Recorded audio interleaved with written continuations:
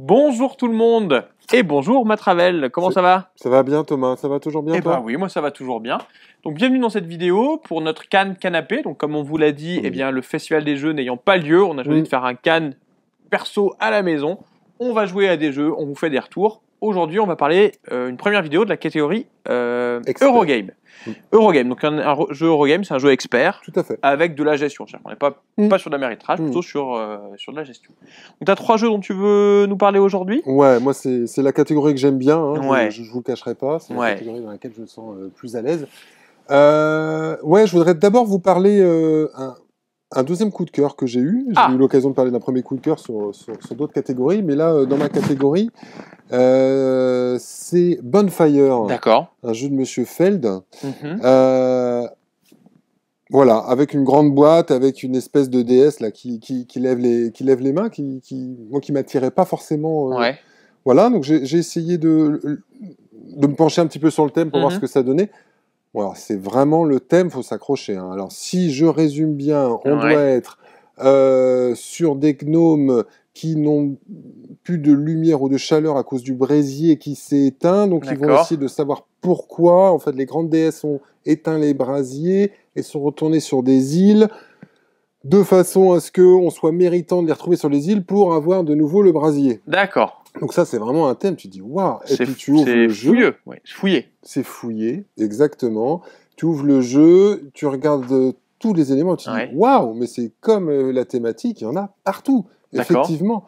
Donc ça fait un petit peu peur au début, sincèrement. Et j'ai pris un plaisir. Ah ouais. Super.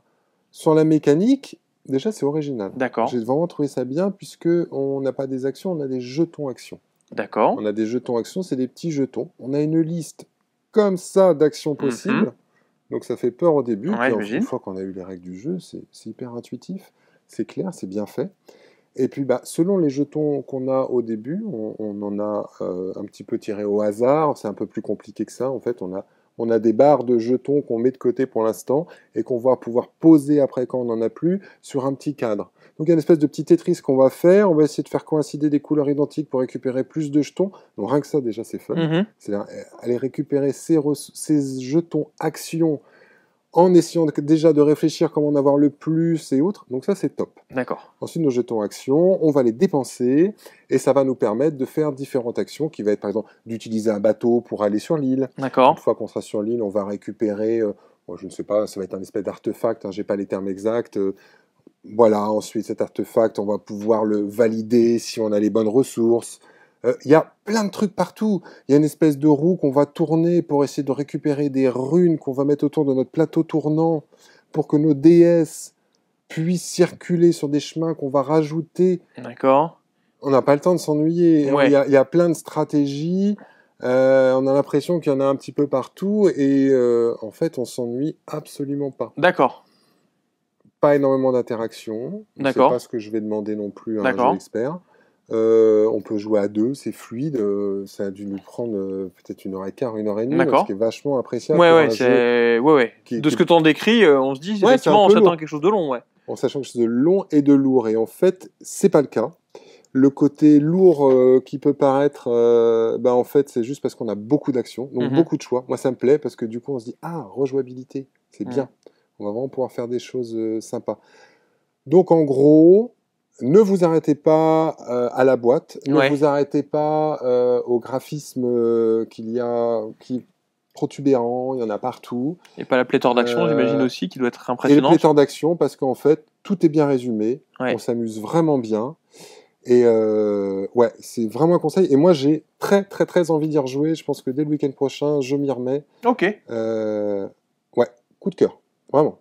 Ok, et ben après ce chouette jeu, on passe sur Pioneers. Ouais, qui s'appelle Les Pionniers Alors, en français. Les Pionniers en français, traduction fidèle. Là, typiquement, c'est le genre de jeu qui va m'attirer. C'est une belle boîte, on est sur le thème du Far West. On va avoir notre chariot, on va aller de ville en ville. On a 4 semaines pour aller voyager dans le Grand Ouest. Avec notre bétail, on va aller chercher de l'or. Bon, c'est des thèmes assez classiques. Je vais spoiler la fin. J'ai bien aimé. J'ai vraiment bien aimé. C'est un jeu bien calibré et autres. Et pourtant, j'ai pas grand-chose à en dire. D'accord. C'est ça qui est vraiment étonnant. Ça, c'est surprenant, ça. Ouais. Et pourquoi? Eh bien, parce qu'en fait, il est classique. D'accord. Mais je vais pas le critiquer, parce qu'il marche bien. J'ai envie d'y rejouer. On a toujours les cas classiques. On a des cartes personnages qu'on va pouvoir récupérer, qui vont nous donner des pouvoirs. On a toujours le petit scoring de fin de partie, si 1 point par bétail, 1 point par ceci. D'accord. On va avoir de l'or qu'on va pouvoir récupérer. Qu'est-ce qu'on a d'autre? Si, on a quelque chose quand même qui sort un petit peu de l'ordinaire, c'est qu'on a 3 pistes d'événements négatifs qui vont arriver.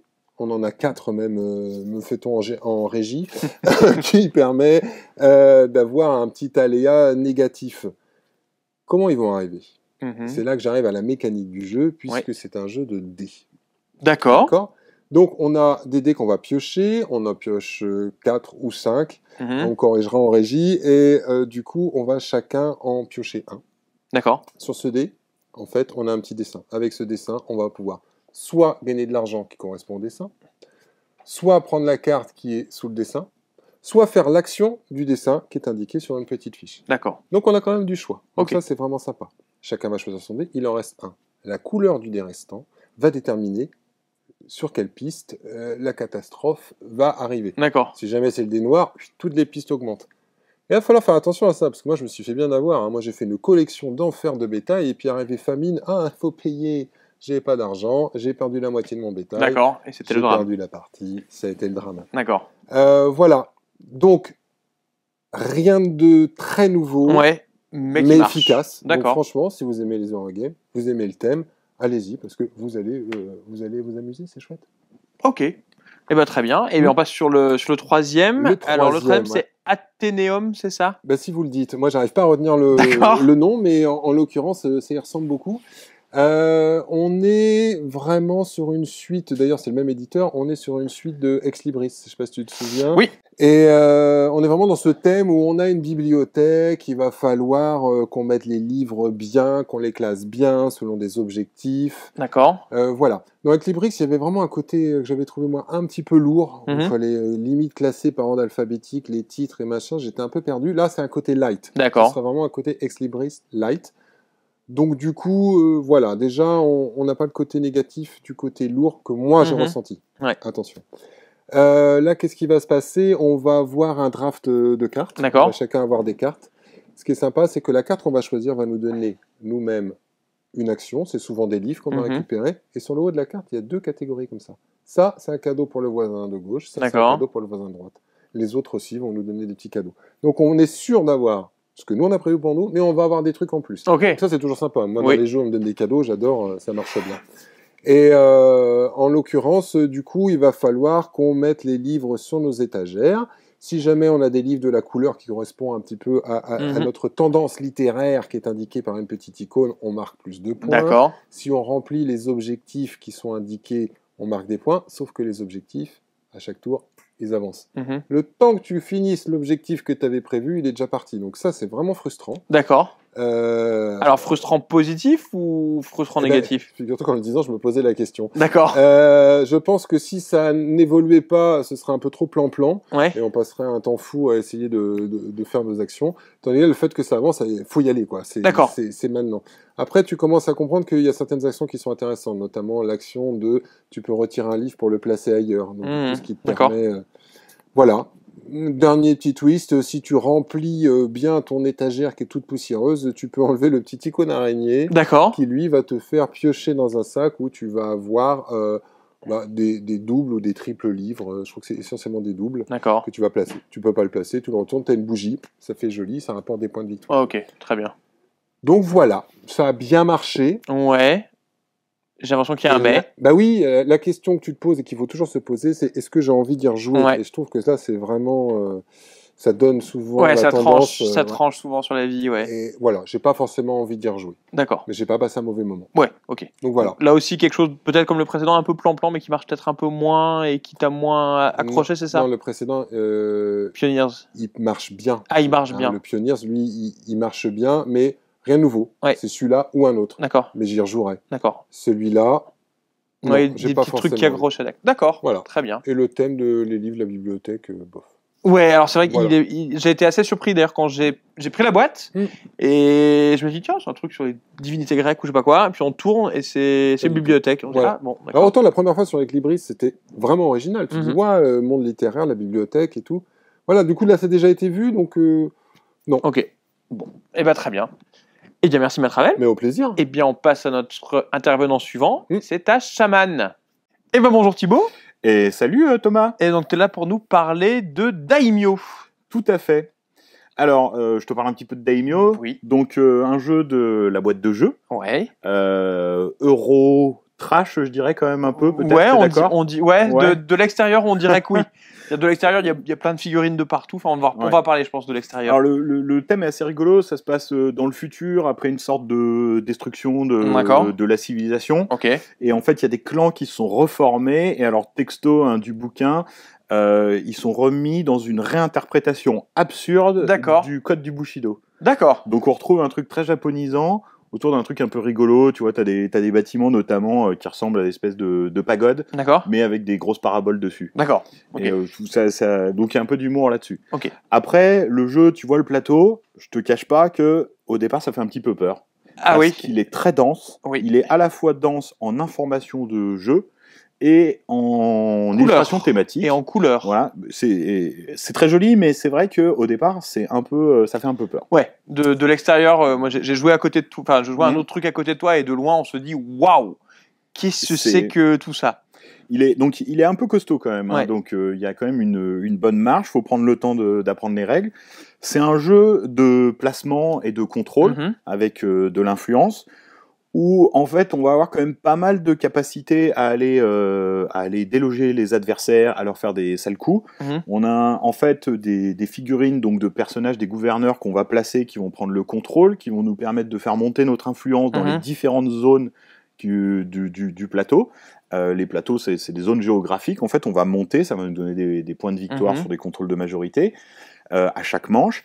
Et on va avoir aussi des fouilleurs qui vont être une figurine qui va se balader sur le plateau, qui va aller récupérer un truc un peu annexe. C'est des espèces de des petits carrés, des tuiles carrées qui, quand on assemble les 4, 1, 2, 3, 4 d'une même couleur, vont se scorer et nous permettre d'aller nous positionner sur un emplacement qui monte l'influence d'une zone donnée. D'accord. Avec un système de course qui fait que tu gagnes plus d'influence si tu es le premier à aller te positionner et un nombre limité d'emplacements. Et en plus de ça, tu as 3 ombres qui sont des sortes d'assassins que tu vas aller pouvoir positionner pareil dans des zones du plateau. Au moment où tu les places, tu assassines un gouverneur d'un mec qui est déjà positionné, donc globalement ça va pas être toi, hein. Ça te donne de l'influence, ça assassine, tu gagnes des trucs si tu es le premier à les placer dans la zone également, et donc tu vas déloger des gens qui sont positionnés. C'est assez dense parce qu'il y a d'autres mécaniques encore. Tu as des mécaniques avec des cartes, parce que tu as une main de cartes, et tu as des mécaniques avec des dés, et un système un peu à la side sur un plateau personnel d'action qui va évoluer. D'accord. Avec des bâtiments que tu construis. Alors, il y a beaucoup de choses, je sais pas dans quelle heure je vais le prendre, mais globalement, je vais donner un peu la séquence. Et au début du round, de la manche, tu vas lancer un certain nombre de dés qui représentent des couleurs et des nombres. D'accord. Les nombres au départ n'ont pas forcément une importance cruciale, c'est qu'en gros, par contre, les couleurs de dés vont représenter des différentes zones de ton plateau perso. Chacun de nos tours va prendre un dé, on va le placer dans la zone de couleurs, on va faire par exemple placer des gouverneurs, récolter, construire, des choses assez classiques. Plus un petit bonus, j'en ai parlé tout à l'heure du fouilleur qui sert à le déplacer, chercher des reliques, des trucs comme ça. Là où c'est intéressant, c'est que les valeurs des dés, si tu arrives à faire la valeur exacte des cartes que tu as en main et que tu as construit au fur et à mesure de la partie, tu en as 3 au début de la partie, tu vas pouvoir activer une carte à ton tour en action bonus, qui va faire des effets qui donnent un peu du sel, et du coup tu as une double optimisation de savoir à quel moment faire la bonne action par rapport aux dés restants, par rapport à tes adversaires, à quel moment le faire dans l'ordre de ta séquence. Est-ce que je prends le risque d'attendre de placer d'abord des mecs pour récolter plus fort Voilà. Et en plus de ça, tu as les valeurs qui sont un petit bonus de suroptimisation, de te dire, attends, si en plus j'arrive à le faire en prise de risque, si personne me le vole, je le fais au bon moment, je peux jouer la carte et j'optimise tout, c'est super. Alors évidemment, là, il y a quand même une interaction indirecte assez intéressante sur tout cet aspect de prise de dés, qui sont pas forcément, d'ailleurs, il reste pas forcément les dés qui t'intéressent, il n'y en a pas assez ou quoi. Ouais. En plus de quoi, tu as quand même un peu d'interaction directe en délogeant les autres avec tout un tas de petits effets. Tu peux avoir aussi des effets assez vilains sur les cartes. Hein. Des cartes qui peuvent faire défausser les cartes aux autres joueurs, leur faire défausser des ressources, et voire même leur éclater un gouverneur. D'accord, donc pour un jeu euro, un jeu avec beaucoup d'interactions alors. Il y a beaucoup d'interactions, c'est pour ça que pour moi c'est un euro trash et pas un euro pur. En plus, alors on peut pas vraiment dire que les dés représentent un espèce de gros aléatoire, parce qu'on se débrouille, et en plus il y a plein de mécaniques qui permettent de changer la valeur des dés. D'accord. Et en plus c'est vraiment de la suroptimisation. Mais ce qui te fait gagner dans le jeu, c'est la suroptimisation quand même, hein, là où on se bat. Autre chose qui est vraiment très intéressante, là ça emprunte un peu à Size, c'est tu as des bâtiments à construire. Tu en as deux types, tu en as qui font de la prod, classique, tu augmentes ton revenu, et tu en as d'autres qui font de l'influence pour le contrôle de majorité et points de victoire. Chaque fois que tu débloques des bâtiments et tu choisis lesquels tu construis, dessous il y a un petit jeton. Et ce jeton, tu vas pouvoir le placer où tu veux sur ton tableau d'action, il y a des emplacements libres, qui fait que à partir de là, tu commences à construire des synergies. Par exemple, alors je vais pas parler des ressources, mais comme tous ces jeux-là, tu as plein de ressources, tu as l'or, les bols de riz, des cristaux, et du métal qui vont te permettre d'acheter des trucs. Et par exemple, pour recruter des mecs, il faut des bols de riz. Et si tu mets un petit bonus qui dit que quand tu fais l'action recruter des mecs, donc il faut dépenser des bols de riz, tu gagnes des bols de riz à ce moment-là, bon, tu t'assures que globalement t'es pas trop à sec de ressources, même si à un moment pas optimal, t'es obligé de jouer cette action. D'accord. Je vais pas rentrer en détail, mais il y a plein de petites mécaniques qui viennent se mettre, mais qui sont très bien intégrées, qui fait qu'on n'est pas retourné en le direct pour se rappeler comment ça marche, qui fait que ça reste dense, mais relativement, je trouve plus mon mot. Plaisant, peut-être. Oui, alors c'est plaisant, déjà moi j'ai beaucoup aimé le jeu. Hein. Ouais, d'accord. Alors que je suis pas 13 € à la base. C'est ce que le côté trash m'a plu, mais il y a un côté optimisation qui est super cool là-dedans. Hein. Ce petit truc qui te pousse sur la suroptimisation, mais qui est, et je cherche encore le mot, on va finir par couper si je le trouve pas. C'est de la prise de risque. Intuitif, d'accord. C'est intuitif, c'est-à-dire que tu te dis pas là c'est une règle rajoutée, c'est bien imbriqué. D'accord. T'as un système qui, il y a des mesures et des contre-mesures aussi. Je sais pas si ça te parle. Ça veut dire qu'en fait, pour éviter que tu gros billes dans un truc comme le recrutement de mecs, t'as un système d'auto-attrition de contre-mesures intégré dans le jeu, super bien illustré en termes d'ergonomie graphique et de picto. Et qui fait que le jeu t'auto-contrôle pour rester raisonnable. D'accord. Alors c'est bien que tu parles d'ergonomie, parce que je l'ai dit, hein, moi quand j'étais à côté du jeu, j'ai vu tout ça, j'ai dit mais franchement de l'extérieur je me suis dit c'est injouable. Est-ce que l'ergonomie elle fait qu'elle est quand même bien intégrée? Il y a plusieurs aspects. Moi, je m'interroge sur, en fait, là je vais parler même technique, c'est-à-dire sur la saturation et la densité d'illustration qu'il y a sur le plateau. Ça endommage un peu la lisibilité. Mais pour autant, c'est compliqué. Le niveau de complexité qu'il y a dans ce jeu, sinon on l'aurait rendu très austère pour le rendre plus lisible. Quoi. D'accord. Donc je m'interroge. C'était difficile de faire différemment, quoi. Nous on a joué avec le pack de figurines, mais sinon tu joues avec des meeples qui sont très jolis. Honnêtement, ça, pour moi, ça change pas grand-chose à la lisibilité.